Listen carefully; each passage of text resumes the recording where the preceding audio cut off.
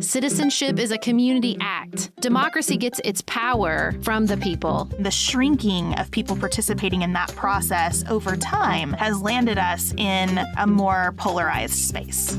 This is How to Be a Citizen from Pantsuit Politics. Over 4 episodes, we talk about how to vote, how to debate, how to think about our relationship to our government and our communities. Join us as we think about what America in 2020 should be and what we should be to America. Hi, everyone. This is Elise, Managing Director of Pantsuit Politics. As we wrap up our How to Be a Citizen series, I wanted to remind you about all of the extra content we're offering on our Patreon page right now. Patrons of any level have access to our deep dives on the Federalist Papers, conversations Beth and Sarah are having with their kids about citizenship, and a beautiful series of coloring pages created for us by Carolyn Schwartz, aka Soul Mama. Don't forget to share pictures of you and your people coloring those pages, and be sure to tag both us and Carolyn, whose information and other work is linked here in the show notes. We hope you've enjoyed this series as much as we have enjoyed making it, and if you're new to the show, we hope that you'll subscribe and become a regular part of the wonderful community we have here at Pantsuit Politics. This is Sarah and Beth. You're listening to Pantsuit Politics, the home of grace-filled political conversations.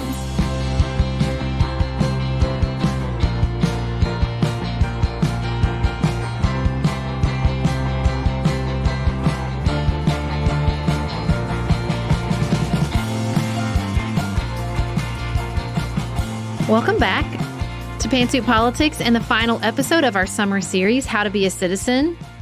We have gone broad and talked about the philosophy and the relationship between the governed and the government. We have gone narrow and talked about how to register to vote, how to pick your news sources. And the question we're asking in this final episode is, where do we go from here? I think a really good place to start in where we go from here is with our friend Cynthia Terrell from Represent Women. She talked with us about some big picture structural reforms that would allow our government to be more representative of the governed, as Sarah was mentioning. And what I really appreciated is that she began that conversation by talking to us about our rich history in the United States of addressing a structural challenge with a structural solution. The United States has a really rich history of addressing structural challenges to our norms and our practices with structural solutions. So when we think back in history, of course, suffrage itself was a structural reform. Women weren't given the right to vote in the original Constitution, and there was a big struggle to make sure that we were included. And that was very much a systems reform. You know, we didn't just encourage women to try harder to vote. We recognized they were actually physically barred from voting, so we had to change that law. But there have been a whole history of reforms that I think echo that same mindset. And Title IX is a great example of another systems reform where we recognize that there were barriers to women and girls having equal access, equal opportunities for education. So Title IX was enacted, and the Voting Rights Act is very much in that same mindset. And then the Americans with Disability Act is also in that same mindset. We recognize that these things we called curbs were really hard for people in wheelchairs to get over. And so instead of just telling the people in the wheelchairs, you've really got to try harder, or somehow you're lacking ambition, we recognized there was a structural barrier, and we did the cutouts and curbs, which are now not only made it possible for people in wheelchairs to have an opportunity to participate equally, but it really, once you've made a systems reform, it's sustainable and it's enduring in a way that other kinds of efforts aren't always enduring. And the segue, I think, to women's representation is that we've seen the real jumps in women's representation or swings in women's representation in the United States. And it's very much predicated, I think, on partisan advantage now in the United States. And we saw big wins for Democratic candidates in 2018 who were women because Democrats did well. Republicans do well in the next midterms or in the midterms in 2022. Then we could see losses in those gains for women candidates because of of the party that most of those women candidates came from. So I would argue that to really make enduring progress towards balancing the gender in political representation, we really need to make these structural changes to make sure that all women across the ideological and geographic and racial spectrum have a chance to run, win, serve, and lead at an equal rate with men. And look, the reality is the United States of America in the year of our Lord 2020 needs a lot of structural changes. But this episode is going to have to focus on one particular area.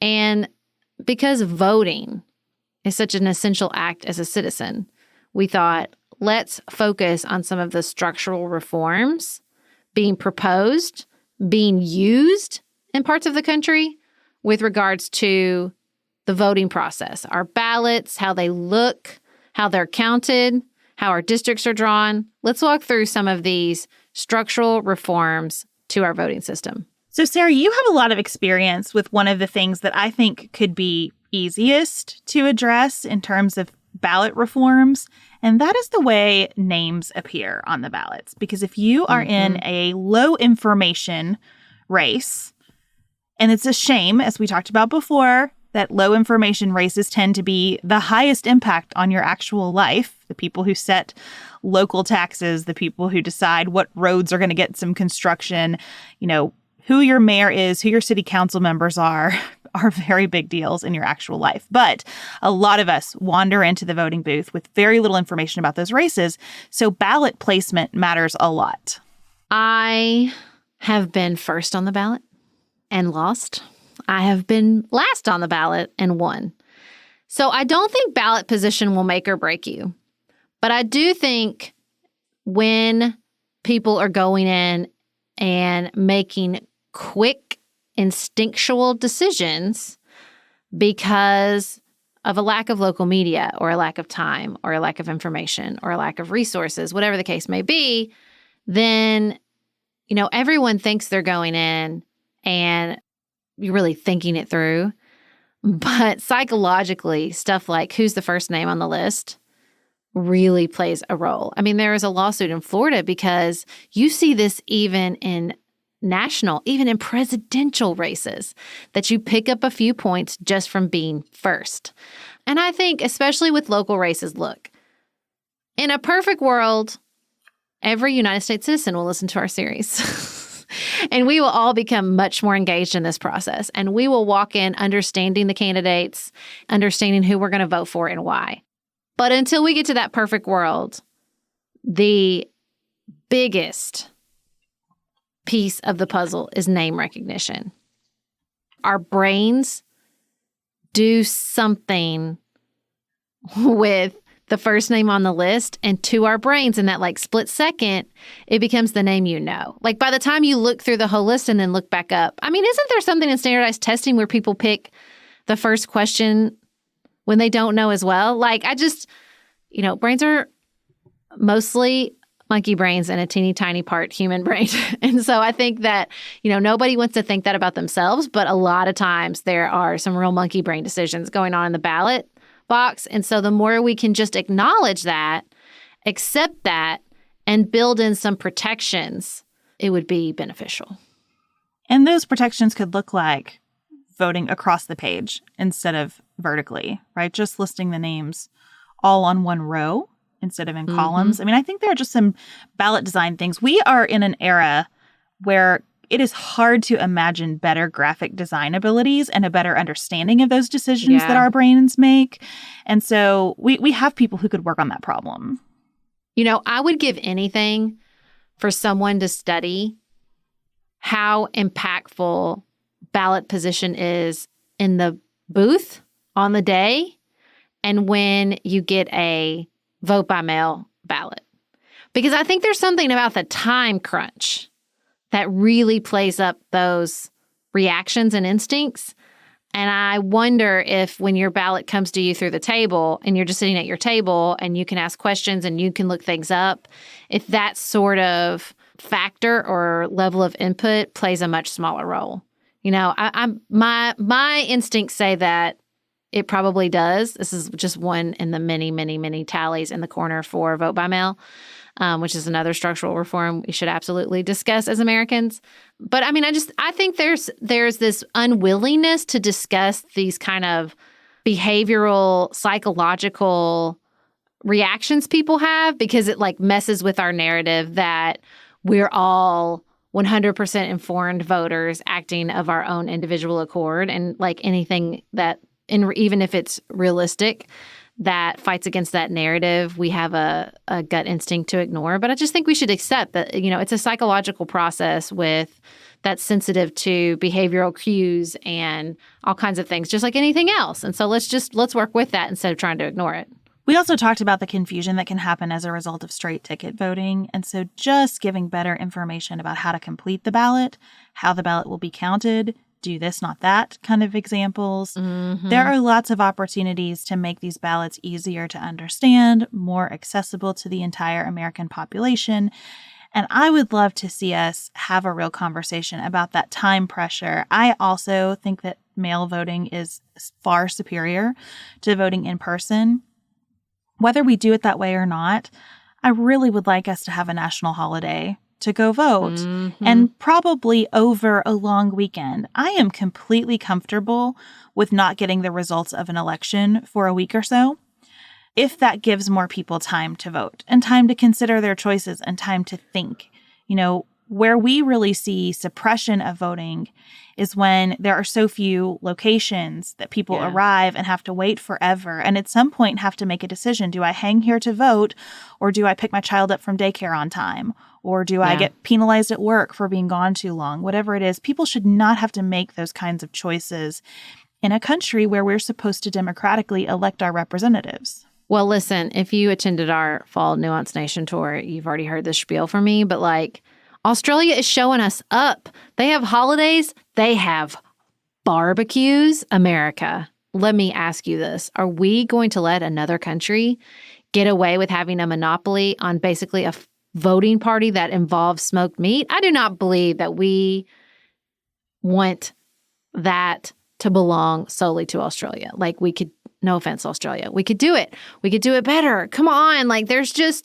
There has got to be a better way. And it's not, that's not even the right way to phrase it. There is a better way. We know there's a better way. We can see it in other countries, and we can see it even within states in the United States. Automatically registering people, having a holiday on election day, offering vote by mail. These are all ways that we can invite more people into the process. What a beautiful thing it would be if we had in November a long weekend where a lot of our 4th of July displays of patriotism found a new home that allowed for some of these local candidates in particular to spend time with people in their constituencies, where you really could go in those low information races and make an informed vote because your town establishes a tradition of a candidate forum the Saturday of election weekend or whatever it is. We can get creative. We can have lots of fun. I think we can teach our children the importance of civic engagement much more clearly if we have this time carved out to do it. And so here's the thing. So we can talk about how to make this more enjoyable for the voter. I think, especially as a person who's run for public office and served, we got to think about a way to make this process more enjoyable for the candidates, because it's not right now. Engaging with people, going door to door is lovely. But having to have all your hard work depend on little factors like the ballot position, or bigger factors like a lack of fundraising, a lack of representation within the party so that you can't get hurt. All these things that we look at and say we don't have the representation we want. We don't have representation that looks like the people they're representing. There are structural challenges that can get at that, because there are structural issues with why we don't have more women in representation, and why we don't have more people of color in representation, and why the process is so awful to begin with, where you have to, basically sign yourself and your family up for personal attacks, and you have to have some way to pay your bills while you run a campaign for months at a time. There are structural issues that can make this ability to run for office open to a wider set of the population. Where would you start with this, Sarah? What do you think is the first most important thing that we could do to make the process of running for office better for candidates? Well, I mean, I think that we had Cynthia Terrell on, obviously, and she is a big proponent of proportional representation, ranked choice voting. This idea, especially I think of ranked choice, where I can't go after you and slaughter you or attack you personally, because at the end of the day, I might need your people to pick me as their second choice. I think that would be a huge part. So I think there's two ways we need to break this down. One, the experience of running, which I think is where we really need to talk about ranked choice voting. And then the experience of fundraising, which is where I think we need to talk about gerrymandering in particular and some other things that I would propose. But let's talk about ranked choice voting first. So if you've listened to our show before, you know that ranked choice voting is a drum that we will beat until it is a reality. And that is because, first, we know ranked choice elections do tend to be happier for everyone involved because, as Sarah said, you need to be able to be someone's second choice. It is not this candidate wins or everything dies. and that tenor really needs to come out of our elections. So if you don't know anything about ranked choice voting, another reason that it is really appealing is because it eliminates this whole argument about whether someone is throwing their vote away if they vote for a candidate that really aligns with their values, but is not likely to win an election. And oh my goodness, the conversations about whether you are throwing your vote away or whether you are enabling one person or another to win when it comes to presidential elections. We would all be better served without those. I mean, I don't know about you, Beth, but I could live in a country where those conversations never take place again. I would not be sad if I never had to hear another conversation about throwing your vote away in my life. And it's not because I'm mad at the conversation. I'm mad at the reality that forces people into that conversation. I think it is silly that if a libertarian candidate best represents my voice, I can't vote for that person without really deliberating on what the impact of my vote will be. I don't want to game it out. I want to vote for the person who best reflects my values. But we're in a system right now that forces all of us to game it out and then be mad at each other about how we gamed it out. Mm-hmm. So on a ranked choice ballot, you would do exactly what it sounds like. You would list your preferences in order. And so if your first preference doesn't hit a certain percentage, then they drop down and take your second choice in figuring out who's going to win among the candidates that are left. We're accustomed to choosing our preferences in a number of contexts, but Cynthia has really been thinking about how we can internalize that choice among preferences and fun ways to get people used to this. And she's going to share a little bit about that here. I love her ice cream metaphor because, again, I just think it lowers the stakes. I think it brings the heat down, especially in a primary where you're hopefully choosing among a number of people, all of whom would be acceptable to you, that instead of it becoming so intense, you can say, I would prefer strawberry, but if strawberry's off the menu, I will take chocolate. The system of a candidate-based proportional representation, the way we're thinking of it and proposing, would be a ranked choice voting system within a multi-seat district. So you're electing 3 people or 5 people to a district, and that would really address a number of, I think, the key ailments of our political system right now. It would address the partisan unfairness or poor distribution of partisan support by making it far more likely that there would be moderate Republicans getting elected in Manhattan and in Massachusetts and in Maryland, all the M places. And it would make it possible for rural Democrats to get elected in numbers, which we just won't see with our single winner-take-all voting system. It also would have a big impact on electing more people of color.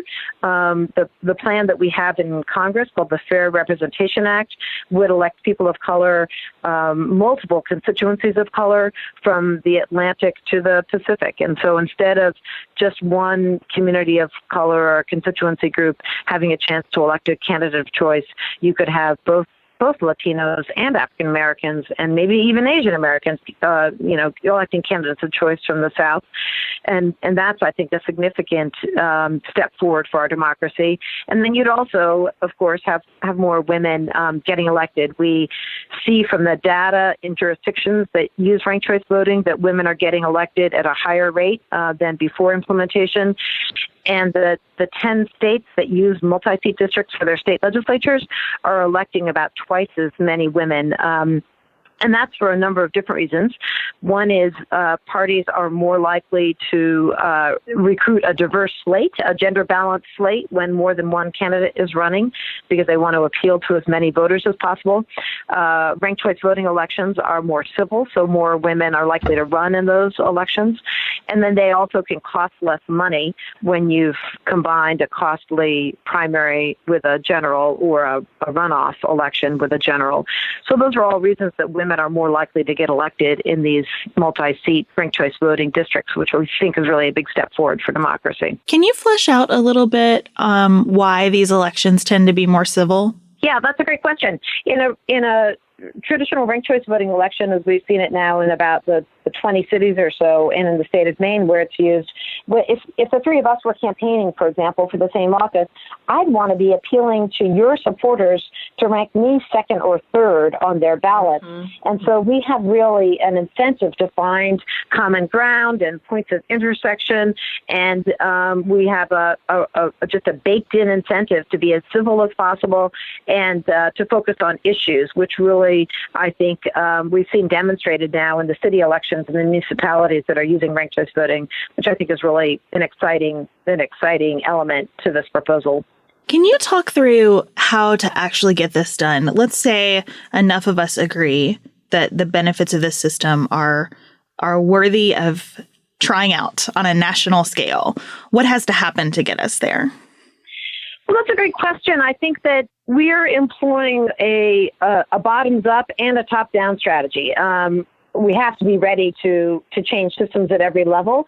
I think one important thing to consider when talking about this reform is that at the federal level, there's nothing in the Constitution that prohibits changing the way we elect the House of Representatives. The only thing the Constitution specifies is that they get elected every 2 years. And so that's, really quite a bit of latitude.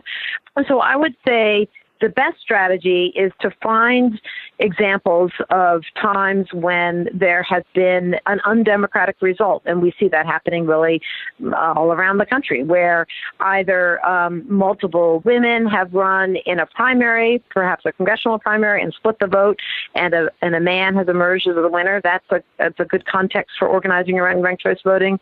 Really, what needs to happen is finding cities where it's likely that there are lots of citizens who want to have increased turnout and more representative government and work at the municipal level. There's also potential to have these bills in Congress move forward for the time being, as I would say, thought pieces, but very quickly could become real reform measures that could get bipartisan support.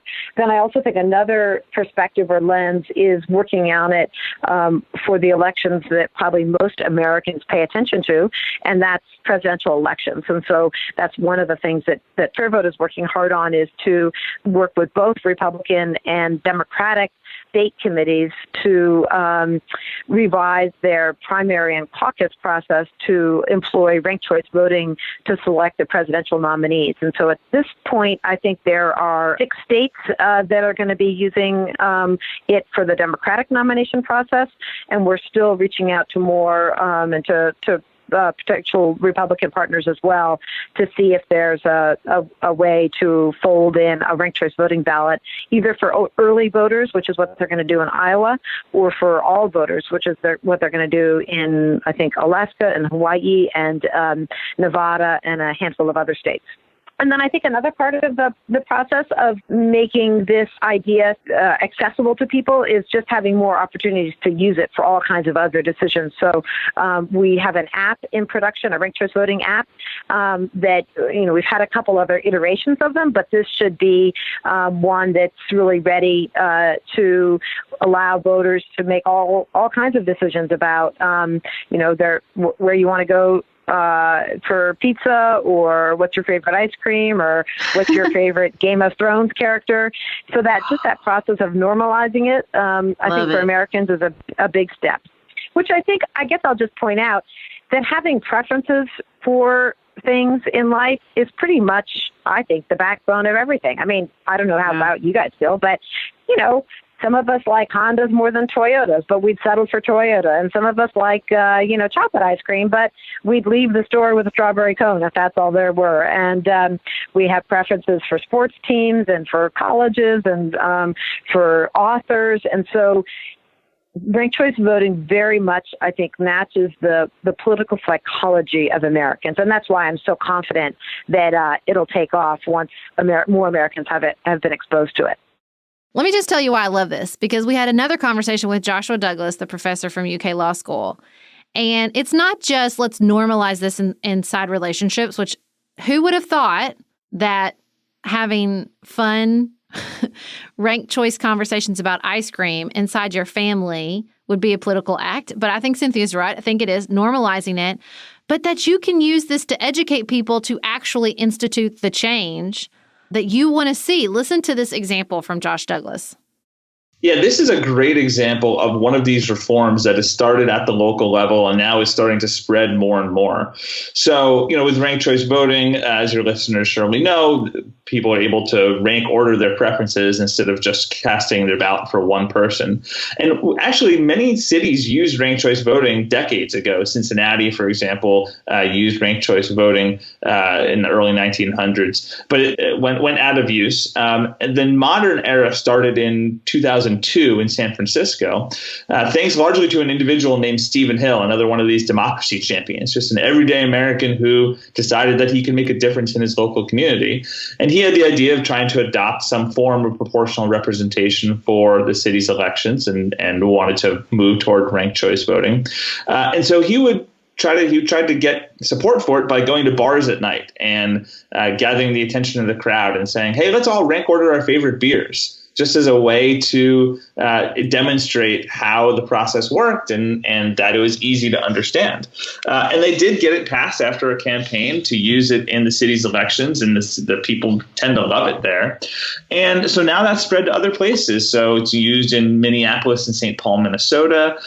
Portland, Maine used it. And it was so successful and people loved it now Maine uses it statewide. And the voters have voted twice to adopt ranked choice voting in Maine for all of its elections. Now, there's some legal issues in terms of what the Maine Constitution says, but it was used in 2018 for the congressional elections there, and it actually made a difference in one of the races. We also see places like Memphis that's already passed ranked choice voting, and the voters have agreed to it twice now, actually, and so it should be implemented soon. Other cities like Nashville are considering it, and so I think you do see a lot of momentum. Now, one hurdle is that in some states, cities can't adopt it. Essentially, state law doesn't allow their localities to craft their own election rules. But in the states that the cities do have what's known as home rule, or the ability to craft your own rules, you see a lot of movement toward this, as I said, also statewide in Maine and hopefully some other places as well.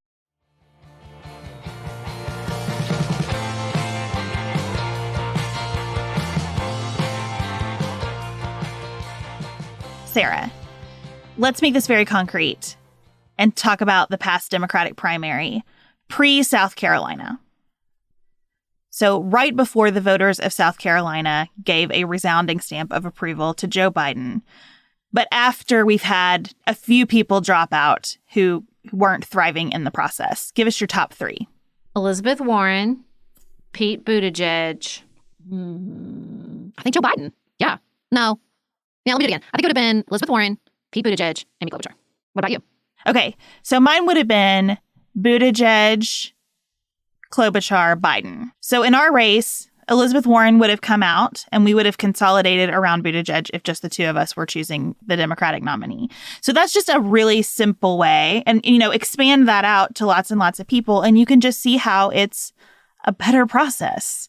Yeah. Or you know what? I might have thrown Andrew Yang in third just to say, like, hey, this issue is important to me. Like, I love the idea of ranked choice voting because you can put forth a narrative instead of just a person. Like, you can actually prioritize some policy issues and show through your ranked choice and your vote that it's not just I'm in love with this person, but that there are issues that this particular candidate, well, I don't want them to be the candidate. Like, the issues that they are prioritizing are also of top priority to me. So ranked choice voting would be so helpful. It almost feels like a no-brainer to me. I would like to see it expand throughout these United States. We also need to talk about, though, the maps in which people are running, the actual districts, the congressional districts that are a mess, that have been calculated to target a very select group of voters.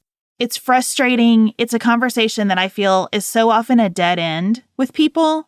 If you're in a state of despair about American democracy and our republic, and you start talking to somebody for a while, and you get to gerrymandering, it just kind of causes everybody to throw their hands up in the air. Because the answer, going back to the Federalist Papers, for most of our problems has been political accountability. At some point, the voters have had enough, and they will hold people accountable, and they will make change.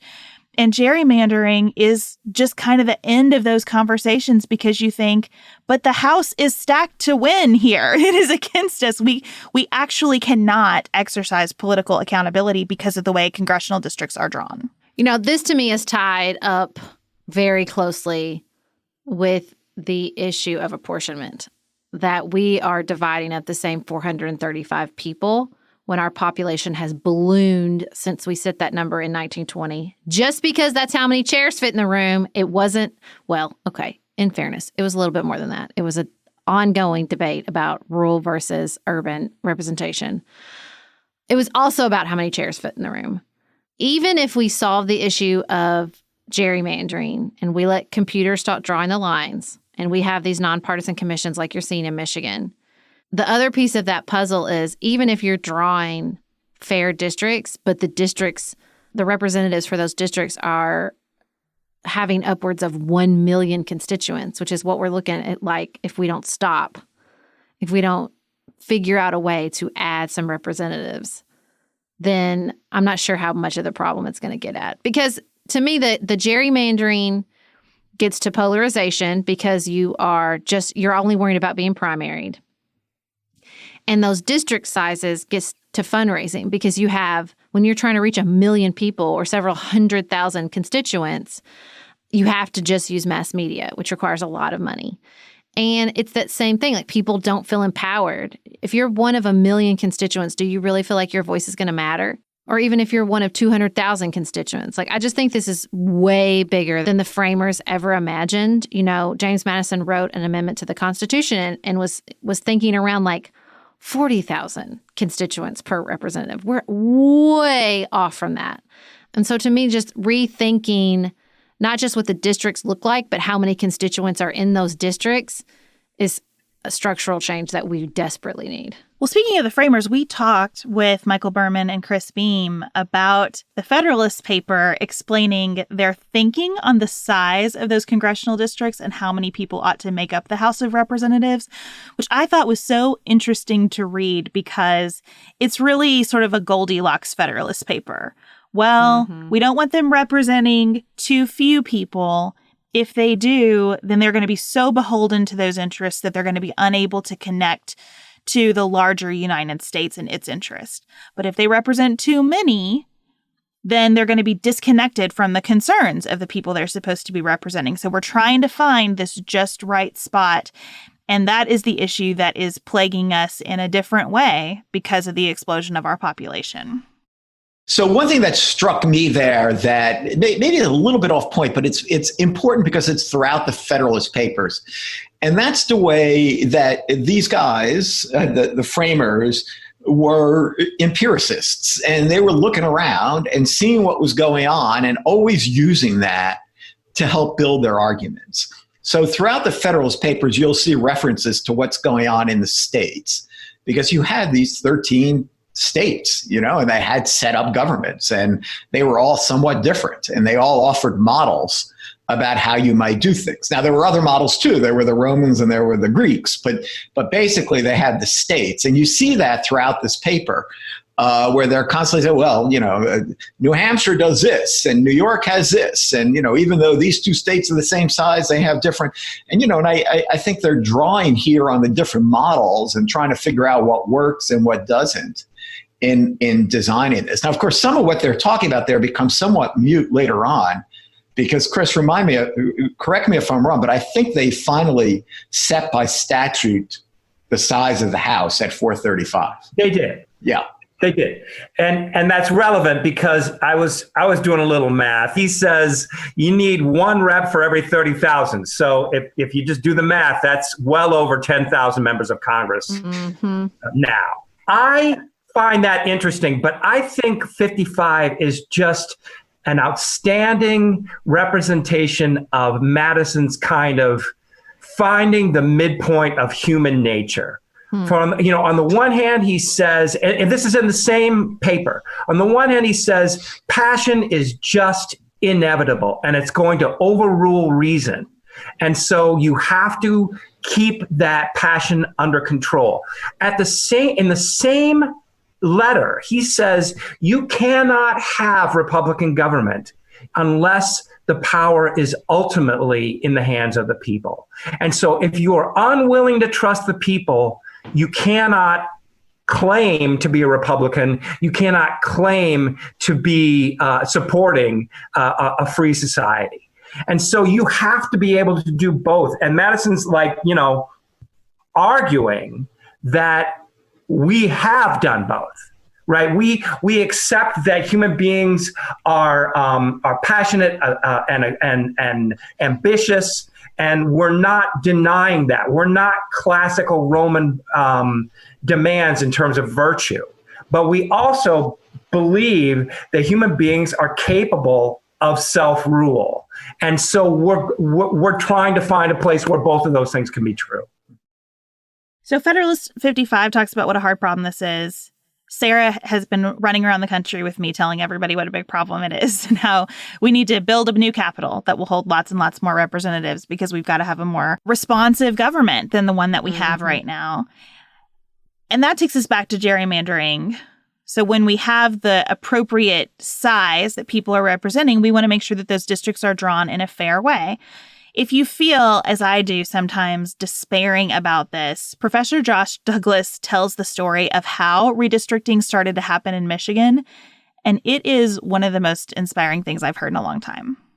So this is a problem that plagues both sides of the political spectrum, or all sides, where politicians in charge have the power to draw the lines under which they run for re-election. And it's a problem, gerrymandering that is drawing the lines in a kind of a skewed way is a problem that has plagued our country since its founding, really, but it's become even worse now with sophisticated technology and computers. Politicians can fine-tune the lines so closely that they can really dictate how different districts perform and entrench themselves in power. And that's what we've seen, especially after the 2010 census and the new round of redistricting that happened then. So what we've seen on the positive side is that people are trying to take the process away from these entrenched politicians who are self-interested in how they draw the lines. So the best example and kind of my favorite story on the redistricting front comes from Michigan. In 2016, 2 days after the 2016 election in November, a woman named Katie Fahey posted on Facebook a simple message. She wrote, "Hey, I'm thinking of taking on redistricting in Michigan. Anyone want to help?" Smiley face. She says the smiley face emoji is important, so I always make sure to include that. And what she said was that she knew nothing about it, but she was frustrated by the tenor of the country. And really, she was just afraid of going to Thanksgiving dinner that year. She said some of her family members were Bernie Sanders supporters, others voted for Donald Trump. And she was like, I just can't handle the political conversations that'll happen in Thanksgiving 2016 after this divisive election that we just had. So what's the one thing that kind of most people can get behind and understand is unfair about our democracy, and most people agree is not good for democracy, except for those entrenched politicians that are doing it, and it's gerrymandering. Well, a funny thing happened. Not very many of her family members and friends actually responded, but a whole bunch of strangers started sharing that post. First, it was a half dozen, then a few more, and all of a sudden hundreds and even thousands were sharing the post and contacting her and saying, Katie, yes, I want to get involved. Tell me what to do. And so she turned to her coworker. She was working for the Michigan Recycling Coalition, and she turned to her coworker and said, you saw this thing I posted on Facebook and people are contacting me, asking me what to do. I don't know what to do. What do we do? So they did a little research and ultimately realized there's no group out there that was focused on this issue in Michigan. So she created her own organization. And they called it Voters Not Politicians, to demonstrate the basic premise that it should be the voters who choose their politicians and not the other way around. They gathered signatures, several 100,000 signatures in a span of 90 days for a ballot proposition to change the state constitution, all through volunteers. She reached out to Democrats, Republicans, independents of all sides to get people involved, and ultimately got enough signatures, got on the ballot, and then waged a campaign. And in 2018, the voters adopted overwhelmingly a state constitutional amendment to take the power to draw the lines away from politicians and put it with an independent redistricting commission. And so now in 2021, after we had the next round of the census, instead of an unfair process dictated by one political party that skews the results, Michigan will have independent redistricting commission that will draw much fairer lines. We see this in Michigan. We see this in a handful of other states, and even cities as well are adopting local redistricting reform. So I think, with the Supreme Court this past June saying it's not going to enter the fray and resolve issues of partisan gerrymandering, the next best hope is these independent redistricting commissions, and we're seeing a lot of success on that front. Recently, I was listening to an episode of On Being, thanks to the generous recommendation of one of our listeners, and Krista Tippett was talking about how during her conversation with Representative John Lewis, civil rights icon, he talked about the discipline of the civil rights activists, and that part of that spiritual discipline was creating in your mind and focusing with your spirit and your heart on a vision of the future. And, I think that is so essential. Hearing those inspirational stories from Professor Josh Douglas, watching the work in so many states across the country of people saying, I know we've done it this way, I want to do it different. And thinking it seems big. Anything, involving a constitutional amendment seems like Mount Everest. Basic structural changes to our ballots and the way we vote. They seem big, but that spiritual practice of saying, this is what I want the future to look like. This is what I want. I want to work on this as a citizen now so that citizens 2 generations can be working on something bigger and better. I just think that is believing and envisioning and thinking about what you want the country to look like. Not just what's wrong with it now, not just identifying problems, but envisioning a better version of your country, of your nation. I think that's right. It is incredibly difficult to get people excited about these process reforms until they really get them.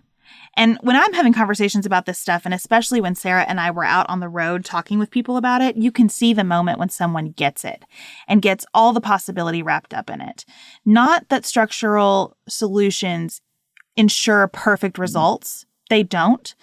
We had some pretty phenomenal design decisions in the Constitution that have not guaranteed perfect outcomes, but that they move us in that direction and that they open up potential in that direction. And I think a lot of what it means to be a citizen is to constantly be, as Mark McKinnon says every time we talk with him, a prisoner of hope, to be someone who has this relentless optimism about the ability of people within the structures of their government to get closer and closer to that more perfect union.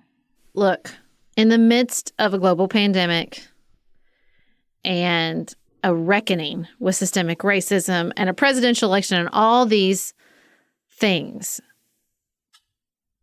the scales are falling from our eyes and we're seeing problems, But we are also seeing a path of change that is historic. You know, when we started this podcast, I went to Washington, D.C., and I had a conversation with the leader of the AFL-CIO about universal basic income. And we put it on this show, and nobody knew what I was talking about.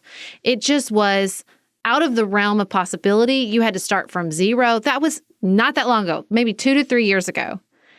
Andrew Yang comes along, accelerates it, and now in the middle of the coronavirus, we have the government cutting checks to everybody. I just think we cannot underestimate how quickly things can shift.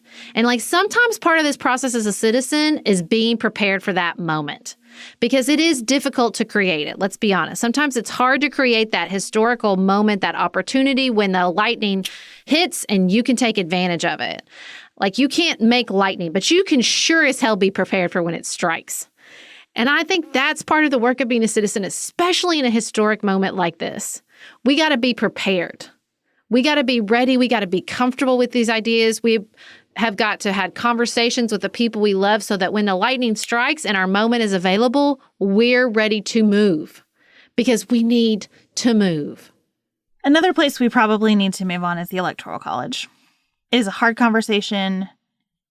I'm fearful that we have all settled into talking points about the Electoral College in the way that we do sometimes, such that it's a partisan discussion when that's really unhelpful.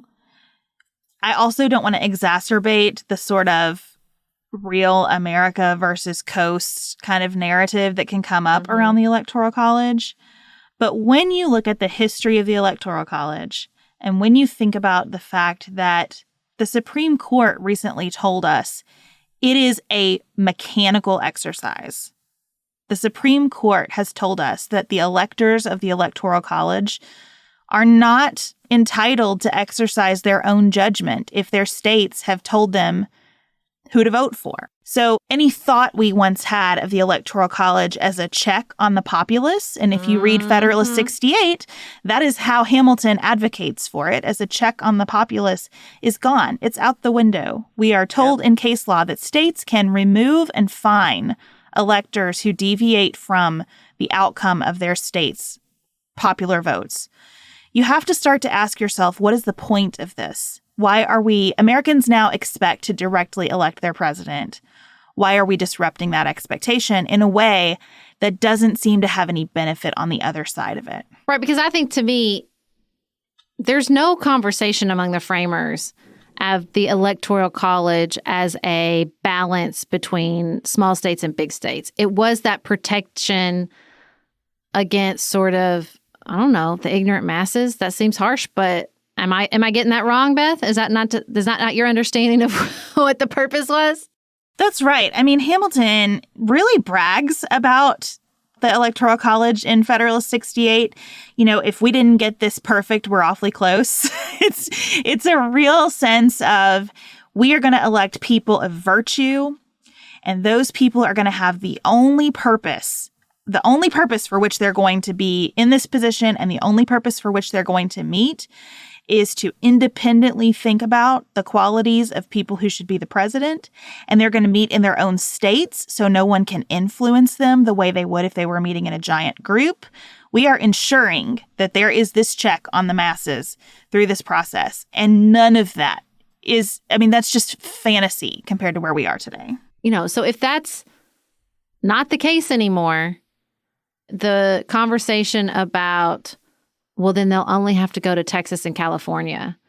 I think there's two problems with that. One, that's still the case now, y'all. If Texas shifts blue, like that's a whole new ballgame. And you're still playing to the populous states. And two, I think it perpetuates this idea that the only election that matters is the presidential election. I think our preciousness about the Electoral College and keeping it perpetuates the narrative that the only national election, the only election at all that any American should care about is the presidential one. I think that's right. Where there is concern about a balance among states, we have other aspects of our system that protect that, specifically the United States Senate. And I think our renewed focus on the United States Senate occupying the role in our government that it's supposed to, as that legislative branch being supreme and the Senate being the stronger of the two chambers, would be really, really healthy. So, Beth, are you still only supportive of changes through the National Interstate Voting Compact, where if a certain amount of citizens, if states vote that once enough states join the compact to get to 270, then they'll all vote with a popular vote winner? Because that used to be our compromise, but it sounds to me past this Supreme Court decision, you might be up for anyway. We want to change the Electoral College. Well, I hate this Supreme Court decision.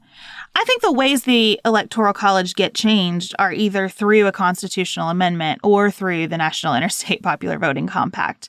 And so either way, you're going to have a pretty good consensus among states to do it. And I think that is important. I don't think we should go changing something as fundamental to our government as this, even when changing it seems pretty obvious without everybody being on board. What I love about the National Interstate Voting Compact is, one, that could happen really quickly. That's easier than a constitutional amendment. And two, I love the idea of states saying we are voluntarily going to join this to respect the preferences of our neighbors. I think that would be so healthy for our country. I think the conversation around that is really different than a hotly contested constitutional amendment. So that would be my preferred route. But I think it's very important that we start having a more honest discussion of what the Electoral College was designed to do, even where people will say that what Hamilton said was covering for protecting enslavement in the South and the Southern states' power. You know, all of those origins are problematic, and the virtue of the Electoral College is not manifesting, as best as I can see, in any real way in modern America. And I think we do need to do something about it.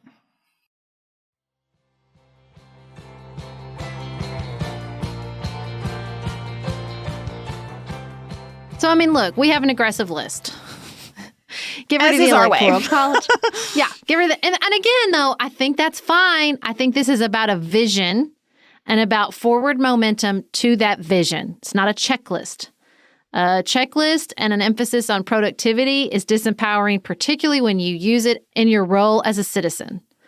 As a citizen, our job is forward movement, connection with our community, momentum.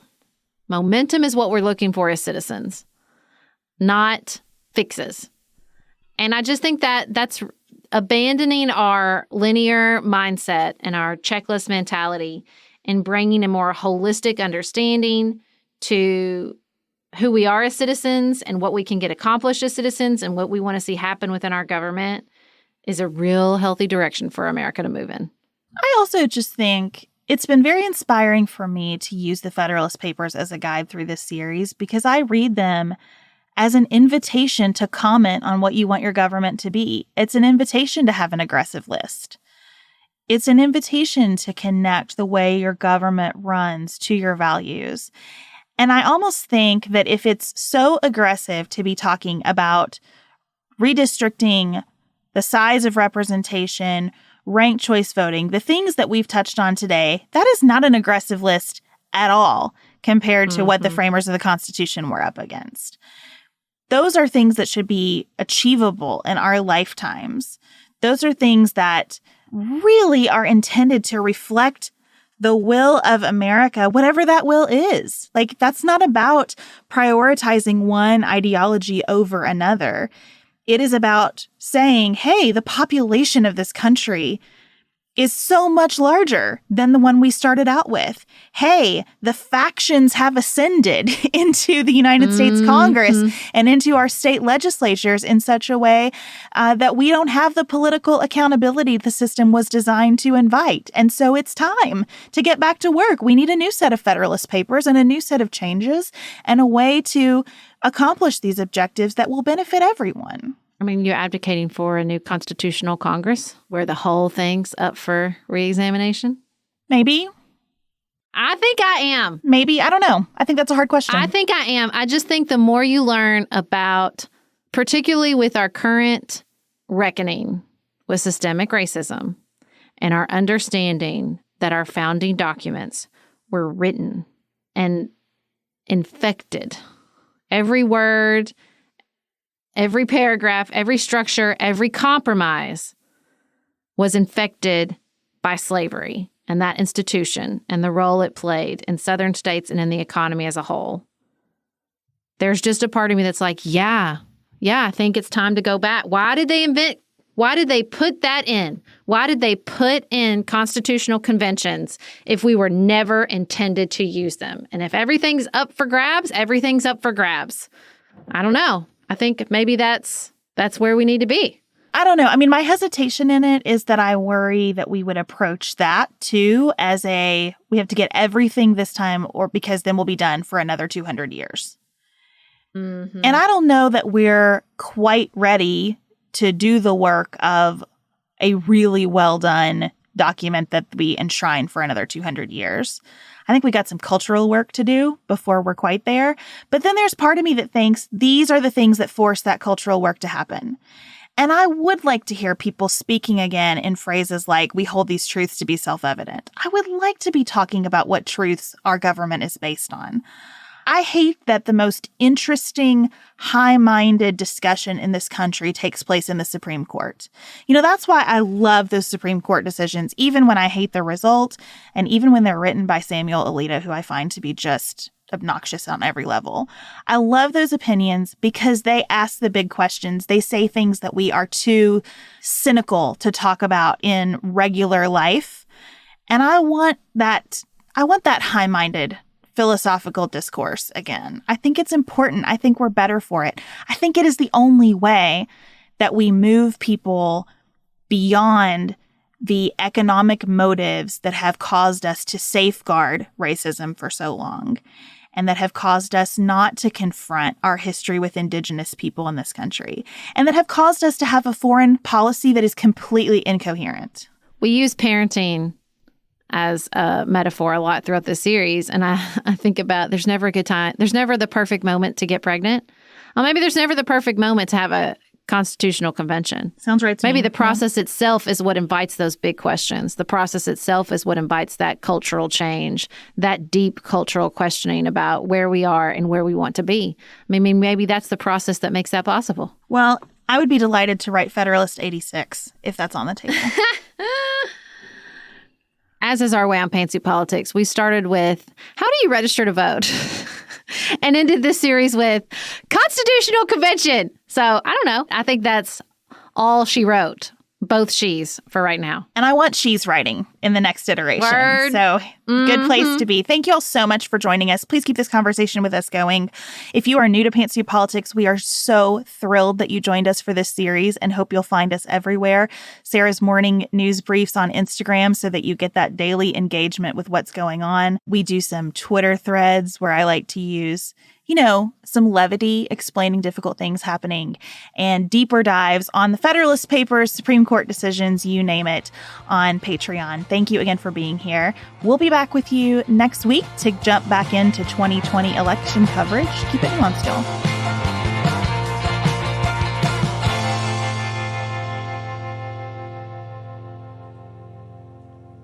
Pantsuit Politics is produced by Studio D Podcast Production. Elise Knapp is our managing director. Dante Lima is the composer and performer of our theme music. Our show is listener supported.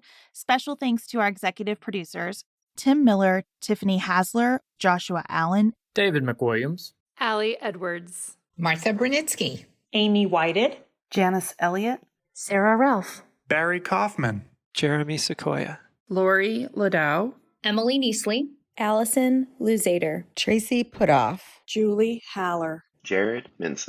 To support Pantsuit Politics and receive lots of bonus features, visit patreon.com/pantsuitpolitics. You can connect with us on our website, pantsuitpoliticsshow.com.